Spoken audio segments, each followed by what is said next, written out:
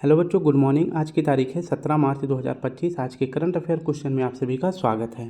बच्चों, आप सभी के लिए कुछ महत्वपूर्ण बातें हैं जो मैं बताना चाहता हूं। मैं जो है सुबह के 6 बजे उठ जाता हूं, 6 बजे के पहले ही उठ जाता हूं और इसके बाद जो है अपना खुद का जो काम होता है उसको मैं फिनिश करता हूं। फिर इसके बाद मैं करंट अफेयर की क्लास को देखता हूं और करंट अफेयर की क्लास को देखने में, उसको बनाने में और पूरी तरह से समझने में जो है मुझे 6 बजे से लेकर 9:30 बजे तक जो है कुमार गौरव सर के करंट अफेयर को अपलोड करने में लग जाता है। यानी कि लगभग 3.5 घंटे लग जाते हैं। कितना? 3.5 घंटे लग जाते हैं सिर्फ आप सभी को कितने समय में पूरी क्लास को अवेलेबल करवाने में? सिर्फ 20 मिनट में। ठीक है, 3.5 घंटे की पढ़ाई मेरी जो है 20 मिनट में आप सभी को कंप्लीट देना चाहते हैं। लेकिन जो है क्या चाहते हैं कि थोड़ा सा मेरा भी फ़ायदा हो जाएगा और आप सभी का जो है कितना फ़ायदा हो जाएगा, लगभग 3 घंटे 10 मिनट आप सभी का सिर्फ बच जाता है। ठीक है, तो कुमार गौरव सर के करंट अफेयर कितने मिनट के होते हैं? लगभग 1.5 घंटे के होते हैं। कितने? 1.5 घंटे के होते हैं, जिनमें हम 20 मिनट में आप सभी को पूरी क्लास दे देते हैं। लेकिन हमारे वीडियो पे व्यूज़ कितने आते हैं? कभी कभी 12 आ जाता है, कभी कभी 15, कभी 30, कभी 45 ऐसे व्यूज़ आते हैं। तो मुझे नहीं लगता है कि इस क्लास को आप सभी को ज़्यादा ज़रूरत है, तो मैं इस क्लास को बंद कर देना चाहता हूँ। क्योंकि मैं अगर 3.5 घंटे खुद पढ़ूंगा तो फिर काफ़ी अच्छा रहेगा आप सभी के लिए भी, मेरे लिए। क्योंकि आप सभी को जो है कुमार गौरव सर के 1.5 घंटे की क्लास को देखनी चाहिए। ये आप सभी के लिए ज़्यादा बेटर है मेरी क्लास की अपेक्षा। ठीक है, तो आज का क्लास मैं पढ़ा देता हूँ। अगर कोशिश करूँगा, अगर आज की क्लास में आप सभी का अच्छा रिस्पॉन्स नहीं रहा तो मैं ये बहुत ही जल्द क्लास बंद करने वाला हूँ। ठीक है, तो मैं अपना सब्जेक्ट पढ़ाऊँगा और अपना ही पढ़ूँगा। ठीक है, तो बात करते हैं 17 मार्च के करंट अफेयर क्वेश्चन, जिनमें आप सभी को 10 करंट अफेयर क्वेश्चन पूरी व्याख्या के साथ देखने को मिलेगा और हर प्रश्न के नीचे 5 से 6 लल्लन टॉप क्वेश्चन देखने को मिलेंगे, जो कि कुछ महीने पुराने या कुछ सप्ताह पुराने करंट अफेयर क्वेश्चन होंगे। तो लगभग 70 क्वेश्चन आज की क्लास में आप सभी को देखने को मिलेगा सिर्फ 20 मिनट में। ठीक है, तो 20 से 25 मिनट में 70 क्वेश्चन का पूरा हम रिवीजन करने वाले हैं। अगर वीडियो अच्छी लगती है तो प्लीज़ लाइक शेयर कमेंट जरूर करें और वीडियो पर अच्छा रिस्पॉन्स रहा तो कल क्लास बनाएंगे, नहीं तो अब हम क्लास इसको छोड़ देंगे। ठीक है, तो चलिए आज की क्लास पढ़ लेते हैं। आज यही मेरा मोटिव था कि आप सभी को बता दें। इसके बाद जो है ज़रूरी थोड़ी ना है कि रोज़ रोज़ जो है 3.5 घंटे देकर और आप सभी के लिए जो है 20 मिनट में कोई क्लास अवेलेबल करवा दे, वो भी सुबह 9 बजे तक। तो ये बहुत ही अच्छी बात नहीं है। ठीक है, तो अगर अच्छा लगता है तो प्लीज़ आप सभी अपनी राय ज़रूर दें। बात करते हैं पहले करंट अफेयर क्वेश्चन का। 10वीं रायसीना डायलॉग 2025 का मुख्य अतिथि किसे चुना गया है? तो मुख्य अतिथि चुना गया है न्यूजीलैंड के पीएम बने हैं, जिनका नाम है क्रिस्टोफर लक्सन। बात करते हैं रायसीना डायलॉग 2025। इस बार ये है 10वें क्रम का है। इसका आयोजन कहाँ किया गया है? नई दिल्ली में किया गया है और इसके मुख्य अतिथि कौन बनाए गए हैं? क्रिस्टोफर लक्सन बनाए गए हैं, जो कि न्यूजीलैंड के पीएम हैं। और इस बार इसकी थीम क्या रखी गई है? कालचक्र, लोक, शांति और ग्रह जो है इसका थीम रखा गया है। और रायसीना डायलॉग 2025 का अगर पूछे आयोजनकर्ता कौन है, तो ऑब्जर्वर रिसर्च फाउंडेशन इसका जो है आयोजन करता है। ठीक है, नेक्स्ट हमारा प्रश्न है भ्रष्टाचार धारणा सूचकांक 2024 में 180 देशों में से भारत को कौन सा स्थान मिला है? तो भारत को 96वां स्थान मिला है। इसरो किस रॉकेट से अपना 100वां मिशन लॉन्च किया है? तो किस रॉकेट से? तो रॉकेट का नाम है GSLV F-15 रॉकेट है। और 100वें मिशन का नाम अगर पूछे कौन सा है तो NBS-02 है। वहीं 99वां मिशन अगर पूछे कौन सा है तो SpaceX मिशन है। हाल ही में मसूद पेजेस्कियन ने किस देश के राष्ट्रपति चुनाव में जीत दर्ज की है? तो ईरान के नए राष्ट्रपति कौन बने हैं? मसूद पेजेस्कियन बने हैं। हाल में भारतीय वायुसेना ने कौन सी पहली स्वदेशी एंटी रेडिएशन मिसाइल का सफल परीक्षण किया है? तो रुद्रम फर्स्ट का सफल परीक्षण किया है। नेक्स्ट हमारा प्रश्न है हाल ही में ICAR भारतीय मसाला अनुसंधान संस्थान ने किसे स्पाइस अवार्ड 2024 से सम्मानित किया है? तो स्वप्ना कलिंगल जी को सम्मानित किया है। दूसरा हमारा प्रश्न है हाल ही में चीन ने 5000 किलोमीटर क्षमता वाला LPAR रडार कहाँ तैनात की है? तो यह तैनात किया है म्यांमार में। कहाँ पर? म्यांमार में तैनात किया है। चीन का रडार है जिसका नाम है LPAR यानी लपार, आप याद कर सकते हैं। और इसकी क्षमता कितनी है? तो 5000 किलोमीटर क्षमता तक, यानी कि यह देखने में सक्षम है। यानी कि इसकी टोटल रेंज कितनी है? तो यह 5000 किलोमीटर की दूरी तक की सभी वस्तुओं को आसानी से देख सकती है। और इसे कहाँ तैनात किया है? तो इसे तैनात किया है म्यांमार में। कहाँ पर? म्यांमार में तैनात किया है। और इसका उद्देश्य क्या बताया है? तो चीन के द्वारा इसका उद्देश्य बताया गया है कि हिंद महासागर पर निगरानी रखने के लिए इसको तैनात किया गया है। लेकिन वास्तविकता क्या है? जो हमारे भारत का दक्षिणी भाग है, यहाँ पे जो उड़ीसा राज्य है, उड़ीसा में एक द्वीप है जिस पे जो है DRDO के द्वारा सफल परीक्षण किया जाता है। उसका नाम है डॉक्टर APJ अब्दुल कलाम द्वीप, जिसका पहले क्या नाम था, व्हीलर द्वीप था। तो इस पर जो है म्यांमार के द्वारा इस पर जो है म्यांमार में जो LPR रडार स्थापित किया गया, इस पर नज़र रखने के लिए कि भारत कौन सी मिसाइल बना रहा है, किस प्रकार का उपग्रह का प्रक्षेपण करने वाला है, तो इन सभी बातों पर जो है नज़र रखने के लिए चीन ने LPR रडार का से जो है स्थापित किया है। कहाँ पर, म्यांमार में किया है। बात करते हैं म्यांमार की राजधानी का क्या नाम है। नापीता यहाँ की म्यांमार की राजधानी है। मुद्रा पूछे क्या है, तो मुद्रा जो है क्यात है। म्यांमार को गोल्डन पैगोडा कंट्री के नाम से भी जाना जाता है। और म्यांमार से सीमा साझा करने वाले भारत के अगर पूछे कुल कितने राज्य हैं, तो 4 राज्य हैं। पहले हो जाता है अरुणाचल प्रदेश, ऊपर यहाँ अरुणाचल प्रदेश, फिर नागालैंड, फिर यहाँ पे मणिपुर और नीचे मिजोरम हो जाता है। ठीक है। नेक्स्ट हमारा प्रश्न है, हाल ही में Dubai global best M governance award 2025 में भारतीय छात्रों ने कौन सा पदक जीता है, तो ब्रॉन्ज मेडल जीता है। और कितने व्यक्तियों ने जीता है, तो 3 व्यक्तियों ने, जिनमें नाम है सागर, अभिनव और अनुष्का का। हाल ही में वित्तीय कार्रवाई कार्यबल की अध्यक्षता किसने संभाली है, तो मैक्सिको की एलिजा माद्रोजो ने संभाली है। हाल ही में गिग वर्कर्स विधेयक लाने वाला देश का दूसरा राज्य कौन सा है, तो कर्नाटक है। पहला पूछे कौन सा है, तो पहला राजस्थान है। हाल ही में राष्ट्रीय क्षय रोग उन्मूलन कार्यक्रम के लिए प्रधान सलाहकार किसे नियुक्त किया गया है, तो डॉक्टर सौम्या स्वामीनाथन जी को नियुक्त किया गया है। हाल में दिवंगत प्रसिद्ध कवि पद्म भूषण विजेता रमाकांत रथ का संबंध किससे है, तो रमाकांत रथ जी संबंधित है ओडिया भाषा से। ऑप्शन बी हमारा सही हो जाएगा।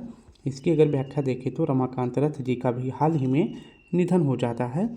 और ये किस भाषा के कवि हैं, तो उड़िया भाषा के कवि हैं। इन्हें 2006 में पद्म भूषण सम्मान से सम्मानित किया गया है। और ये साहित्य अकादमी के अध्यक्ष थे 5 साल के लिए, 1998 से 2003 के बीच में। अब बात करें कि साहित्य अकादमी की स्थापना कब होती है, तो 1954 में होता है। साहित्य अकादमी के द्वारा अवार्ड कितनी भाषाओं में प्रदान किया जाता है, तो 24 भाषाओं में प्रदान किया जाता है। जो 22 भाषाएं हैं, इनका उल्लेख जो है हमारे संविधान की अनुसूची 8 में किया गया है। लेकिन 2 और भाषाओं में दिया जाता है, एक तो हो जाता है राजस्थानी और दूसरा हो जाता है अंग्रेजी। ठीक है, तो ये 2 और भाषाएं जोड़कर टोटल 24 भाषाओं में जो है साहित्य अकादमी अवार्ड दिया जाता है। नेक्स्ट अगर बात करते हैं कि हाल ही में बायोलम्पी वैक्सीन के लिए किसे केंद्रीय औषधि मानक नियंत्रण संगठन से प्रमाणन मिला है, तो बायोवेट कंपनी को मिला है। हाल ही में केंद्र सरकार ने किस तिथि को संविधान हत्या दिवस मनाने की घोषणा करी है, तो 25 जून को मनाने की घोषणा की है। हाल ही में घरेलू मार्गों पर इन फ्लाइट वाईफाई इंटरनेट सेवा प्रदान करने वाली पहली एयरलाइन कौन सी है, तो एयर इंडिया है। हाल ही में 45वां अंतरिक्ष अनुसंधान समिति कॉस्पर का वैश्विक सम्मेलन कहाँ प्रारंभ हुआ है, तो दक्षिण कोरिया में हुआ है। हाल ही में यूके के डिजिटल ट्रांसफॉर्मेशन अवार्ड 2025 के लिए किसे चुना गया है, तो यह चुना गया है RBI को। ऑप्शन ए हमारा सही हो जाएगा। ठीक है, इसकी अगर व्याख्या देखें तो डिजिटल ट्रांसफॉर्मेशन अवार्ड 2025 अगर पूछे कि यह अवार्ड जो है किस देश का है, तो यह यूके यानी ब्रिटेन का है। और यह इस बार किसे प्रदान किया जाएगा, तो RBI को प्रदान किया जाएगा।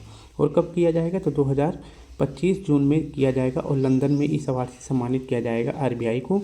अब बात करते हैं RBI की स्थापना कब होती है, तो RBI की स्थापना यंग हिल्टन या शाही आयोग की सिफारिश पर होती है। अधिनियम अगर पूछे RBI के लिए कब आया था, तो 1934 में आया था। और स्थापना अगर पूछे कब हुआ था, तो 1 अप्रैल 1935 को RBI की स्थापना हुआ था। स्थापना के समय अगर पूछे RBI का मुख्यालय कहाँ पे था, तो कलकत्ता में था। अगले 2 वर्ष के लिए कहाँ पे था, कलकत्ता में था। और 1937 में जो है यह कलकत्ता से कहाँ ट्रांसफ़र कर दिया गया मुख्यालय, तो मुंबई में कर दिया गया। और वर्तमान में पूछे RBI के अध्यक्ष कौन है, संजय मल्होत्रा जी हैं। और किस क्रम के बने हैं, तो 26वें क्रम के बने हैं। हाल ही में केंद्रीय मंत्री गिरिराज सिंह ने भारत टैक्स 2025 का उद्घाटन कहाँ किया है, तो ग्रेटर नोएडा में किया है।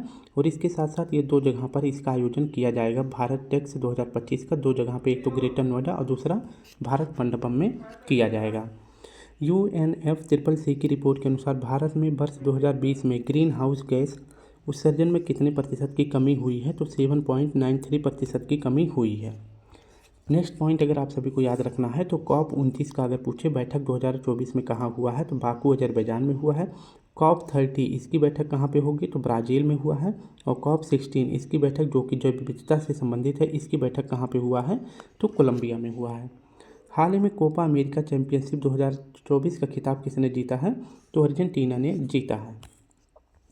हमारा संविधान हमारा सम्मान का तीसरा क्षेत्रीय आयोजन कहाँ हुआ है? तो यह गुवाहाटी में हुआ है। दूसरा पूछे प्रयागराज में, पहला पूछे तो बीकानेर में। पांचवा प्रश्न हमारा है, हाल ही में पुरुष वर्ग में सर्वश्रेष्ठ खिलाड़ी के लिए hockey India Balbir Singh senior पुरस्कार से किसे सम्मानित किया गया है? तो इसका सही विकल्प हो जाएगा हरमनप्रीत सिंह जी को बलबीर सिंह सीनियर पुरस्कार से सम्मानित किया गया है। हॉकी इंडिया के द्वारा जो है कुछ महत्वपूर्ण अवार्ड जो है वितरण किए जाते हैं, इसके बारे में देख लेते हैं। एक तो बात करते हैं हॉकी इंडिया के द्वारा major Dhyan Chand lifetime achievement award प्रदान किया गया है, तो यह किसे दिया गया है 2025 में? तो 1975 की हॉकी टीम विश्व विजेता को दिया गया है, यानी कि जो लाइफ टाइम अचीवमेंट अवार्ड है यह 1975 की जो विश्व विजेता टीम बनी है हॉकी को दिया गया है major Dhyan Chand lifetime achievement award. और वहीं पूछे कि इसको इनामी राशि कितनी मिली है? तो 50 लाख रुपए इनामी राशि में मिली है। नेक्स्ट अगर बात करें कि बेस्ट प्लेयर का अवार्ड जिसे बलबीर सिंह सीनियर पुरस्कार भी कहा जाता है, किसे मिला है? तो महिला में और पुरुष में दोनों याद रखना है। तो पुरुष में हरमनप्रीत सिंह को मिला है और महिला में बेस्ट प्लेयर का अवार्ड मिला है सविता पूनिया को, या फिर कहें तो बलबीर सिंह सीनियर पुरस्कार किसको मिला है? पुरुष में हरमनप्रीत सिंह को, महिला में सविता पूनिया जी को मिला है। नेक्स्ट अगर बात करें कि सर्वश्रेष्ठ गोलकीपर का अवार्ड या फिर कहे बलजीत सिंह अवार्ड किसको मिला है? तो यह मिला है सविता पूनिया को। ठीक। नेक्स्ट हमारा प्रश्न है, हाल ही में मेजर ध्यानचंद खेल रत्न पुरस्कार 2024 के लिए किसे चुना गया है? तो 4 लोगों को जो है मेजर ध्यानचंद खेल रत्न पुरस्कार मिला है। चारों के नाम आप खुद से याद करेंगे। ठीक है। 38वें राष्ट्रीय खेलों में सर्वाधिक पदक किसने जीता है? तो सर्विसेज ने जीता है। वहीं अगर पूछे राज्य में पहला स्थान किसका है? महाराष्ट्र का है, लेकिन ओवरऑल देखें तो इसका दूसरा स्थान है क्योंकि पहला स्थान सर्विसेज का है। आयोजन अगर पूछे 38वें खेल का आयोजन कहाँ किया गया था? तो उत्तराखंड में किया गया था। शुभंकर क्या रखा गया था? तो मौली रखा गया था, जो कि मोनल पक्षी के नाम पर रखा गया था।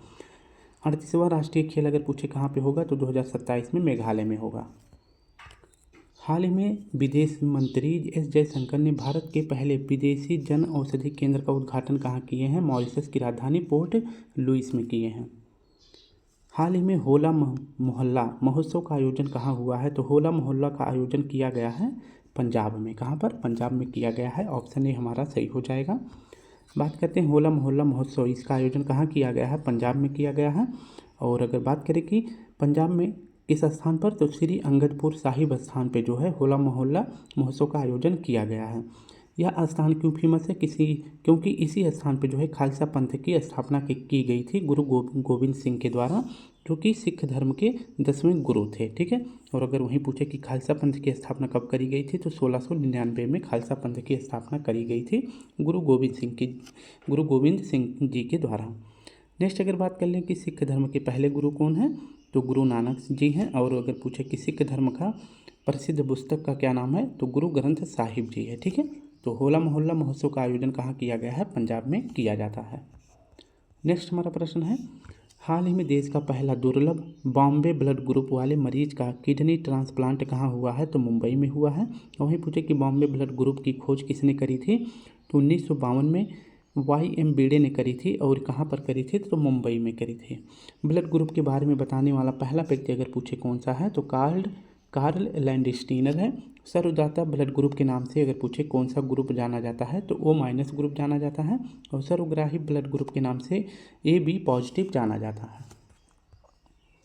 हाल ही में 5 किलोमीटर की दौड़ 13 मिनट 54 सेकंड में दौड़ने वाली पहली महिला बीट्राइट्स चेबेट का संबंध किससे है? तो ये केन्या की है। हाल में संयुक्त राष्ट्र जल सम्मेलन का 53वां सदस्य कौन बना है? कोटेडी आइबर बना है। हाल ही में अंतर्राष्ट्रीय ओलंपिक समिति ने पहले ओलंपिक ई स्पोर्ट्स खेलों के लिए मेजबान देश किसे घोषित किया गया है? तो दक्षिण कोरिया को किया गया है। हाल ही में महिला प्रीमियम लीग 2025 का खिताब किसने जीता है? तो मुंबई इंडियंस ने जीता है। और यह पूछे किस क्रम का है? तो तीसरे क्रम का है।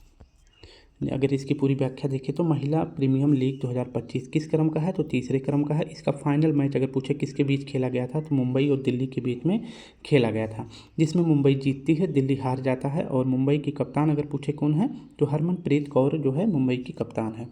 दूसरी बार मुंबई जीतता है, यानी कि दूसरी बार जो है महिला प्रीमियम लीग का खिताब किसने जीता? मुंबई ने जीता। पहली बार कब जीता था? तो 2023 में जीता था, यानी पहला संस्करण जीता था, फिर इसके बाद तीसरा संस्करण जीता। बाकी के जो दूसरा संस्करण था ये किसने जीता है? तो RCB ने जीता है, यानी कि बेंगलुरु ने जीता है। ठीक है। और पूछे कि जो फाइनल मैच हुआ था किस स्टेडियम में हुआ था? ब्रेबॉर्न स्टेडियम मुंबई में फाइनल मैच खेला गया था। बात करें कि सबसे ज़्यादा रन बनाने के मामले में और विकेट के मामले में सबसे ज़्यादा 2 अवार्ड दिए जाते हैं। तो रन के मामले ऑरेंज कप दिया जाता है, किसे मिला है? नेट बाय साइबर ब्रंट को मिला है, जो कि सर्वाधिक रन बनाई है। और पर्पल कैप में यह अमेलिया केर को मिला है, जो कि सर्वाधिक विकेट ली हैं। ठीक है। नेक्स्ट अगर बात करें कि हाल ही में भारत मौसम विज्ञान विभाग ने देश में 1901 के बाद से सबसे गर्म साल बताया है, तो 2024 को बताया है। 2024 में औसत वार्षिक तापमान कितना बताया गया है? तो 25.75 डिग्री सेल्सियस बताया गया है। 2 धाराओं को याद रखना है जिसका प्रभाव हमारे भारत की जलधारा पे पड़ता है। ठीक है। तो हमारे भारत के मौसम पर जो है जो 2 जलधाराओं का विशेष प्रभाव पड़ता है, एक तो है अल नीनो और दूसरा है ला नीनो। अल नीनो अगर पूछे कैसी जलधारा है तो गर्म जलधारा है, और ला नीनो कैसी जलधारा है तो यह ठंडी जलधारा है। हाल ही में सकल पर्यावरण उत्पाद सूचकांक लॉन्च करने वाला देश का पहला राज्य कौन सा है? तो उत्तराखंड है। हाल ही में गांधी मंडेला पुरस्कार 2024 से किसे सम्मानित किया गया है? तो रिकोबर्टा मेंचू को किया गया है। हाल ही में राष्ट्रीय ध्वज दिवस 2024 कब मनाया गया है? तो 22 जुलाई को मनाया गया है। आतंकवाद विरोधी मुद्दों पर ADMM+ विशेष कार्य समूह की 14वीं बैठक कहाँ प्रारंभ होगी? तो इसकी विशेष बैठक जो है कहाँ पर बुलाई गई है? नई दिल्ली में बुलाई गई है। ऑप्शन ए हमारा सही हो जाएगा। ADMM+ टास्क फॉर्म यह जो है किस पर बात करने के लिए यह बैठक बुलाई गई है? तो आतंक विरोधी मुद्दों पर बैठक बुलाई गई है, और इस बार यह 14वीं बैठक बुलाई गई है। और पहली बार जो है इसकी बैठक कहाँ पे हो रही है? हमारे दिल्ली भारत में हो रहा है, यानी कि भारत इसकी पहली बार अध्यक्षता कर रहा है। और इसमें पूछे कि इस बैठक में कौन से समूह के देश शामिल हैं? तो आसियान कंट्री के समूह के मेंबर इसमें शामिल हैं। और अगर पूछे कि इसका सह अध्यक्ष कौन है? तो सह अध्यक्ष मलेशिया है, और इसका अध्यक्ष अगर पूछे कौन सा है तो इसका अध्यक्ष भारत है। हाल ही में चर्चा में रहा Khurja super thermal power plant कहाँ स्थित है? तो यह बुलंदशहर में स्थित है, यानी यूपी में स्थित है। हाल ही में भारतीय विशिष्ट पहचान प्राधिकरण का मुख्य कार्यकारी अधिकारी किसे नियुक्त किया गया है? तो IAS भुवनेश कुमार जी को नियुक्त किया गया है। हाल ही में दुनिया की पहली मिस AI का ताज किसने जीता है? तो केंजा लिली ने जीता है। हाल ही में राष्ट्रीय आयकर दिवस 2024 कब मनाया गया है? तो 24 जुलाई को मनाया गया है।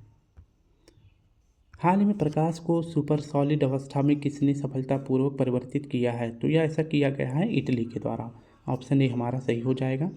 बात करते हैं कि इटली के वैज्ञानिकों ने प्रकाश को सुपर सॉलिड अवस्था में परिवर्तित कर दिया है। ठीक है। तो इतना सा क्वेश्चन याद रखना है, क्योंकि इससे बाहर हमारे प्रश्न में हमारे मतलब जो परीक्षा है इससे बाहर प्रश्न नहीं बनेगा। ठीक है। कुमार गौरव सर ने इसमें बहुत सारा लंबा चौड़ा एग्जाम्पल दिया था, मतलब एक्सप्लेनेशन दिया था। बस इतना समझना हमें कि इटली के वैज्ञानिकों ने प्रकाश को सुपर सॉलिड अवस्था में परिवर्तित किया है। कहाँ के वैज्ञानिकों ने? तो इटली के। ठीक है। वहीं अगर पूछे प्रकाश का सर्वाधिक स्पीड किस में होता है? तो निर्वात यानी वैक्यूम में होता है, और यह स्पीड कितनी होती है? तो 3 लाख किलोमीटर पर सेकेंड होती है। हाल ही में गया टेलीस्कोप से किसने गया BH3 ब्लैक होल खोजा है? तो यह खोजा गया है यूरोपीय अंतरिक्ष एजेंसी के द्वारा। जाक्सा अगर पूछे किस देश की स्पेस एजेंसी है? तो जापान की है। नासा अगर पूछे कहाँ की है? तो नासा है USA की। रॉसकॉस्मॉस अगर पूछे कहाँ की है? तो यह रूस की है। हाँ। नेक्स्ट अगर बात करें कासा जो है कहाँ की स्पेस एजेंसी है? तो यह दक्षिण कोरिया की है। कहाँ की? साउथ कोरिया की स्पेस एजेंसी है। इसरो अगर पूछे कहाँ की? ये तो सभी को पता है, हमारे भारत की है। भारत की पहली तटीय और बेडर पक्षी जनगणना कहाँ प्रारंभ होगी? तो यह जामनगर गुजरात में होगी। अगर पूछे कि गुजरात का नया जिला एक बनाया गया है जिसका नाम है वाव धराज जिला, और ये किस क्रम का बना है? तो यह 34वें क्रम का नया जिला बनाया गया है। हाल ही में विश्व अंतरिक्ष पुरस्कार के लिए किसे चुना गया है? तो इसरो को चुना गया है। हाल ही में भारत ने किस देश के मोंगला बंदरगाह के टर्मिनल को संचालित करने के अधिकार को हासिल किया है? तो यह मोंगला बंदरगाह बांग्लादेश में है। आज का आखिरी प्रश्न हमारा है, हाल ही में युवा लेखकों को सलाह देने के लिए PM युवा 3.0 योजना किसने प्रारंभ करी है? तो यह शुरू किया गया है शिक्षा मंत्रालय के द्वारा। ऑप्शन ए हमारा सही हो जाएगा। पीएम युवा 3.0 यह योजना किसने शुरू करी है? तो शिक्षा मंत्रालय के द्वारा शुरू किया गया है। और पूछे शिक्षा मंत्रालय के मंत्री कौन है? तो धर्मेंद्र प्रधान जी हैं।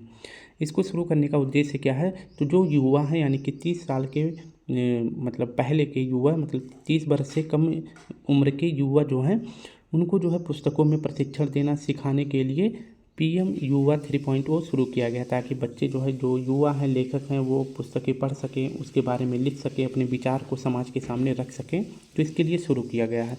इसको कार्यान्वयन अगर पूछे किसके द्वारा किया गया है, तो एनबीटी के द्वारा इसका कार्यान्वयन किया गया है। नेक्स्ट हमारा प्रश्न हो जाता है, हाल ही में स्किल उदय टोंगई योजना किसने प्रारंभ करी है? तो यह त्रिपुरा के द्वारा शुरू किया गया है। और यहाँ के जो है सीएम कौन है? तो माणिक साह जी हैं। गरिया पूजा, होजागिरी फेस्टिवल, खारची पूजा, ये सभी त्रिपुरा के फेस्टिवल हैं। प्रतिवर्ष डीआरडीओ अपना स्थापना दिवस कब मनाता है? तो 1 जनवरी 1958 को मनाता है, यानी कि 1 जनवरी को मनाता है। वर्तमान अध्यक्ष समीर कामत जी हैं। इसका ध्येय वाक्य पूछे क्या है? तो वलस्यम मूलम विज्ञानम इसका ध्येय वाक्य है। हाल ही में देश के पहले भूमिगत संग्रहालय का उद्घाटन कहाँ हुआ है? तो दिल्ली में हुआ है। हाल ही में राष्ट्रीय बाघ दिवस 2024 कब मनाया गया है? तो 29 जुलाई को मनाया गया है। हाल ही में भारत सरकार ने किसे सैटेलाइट ट्रैकिंग सुविधा स्थापित करने की मंजूरी दी है? तो ध्रुव स्पेस को दी है।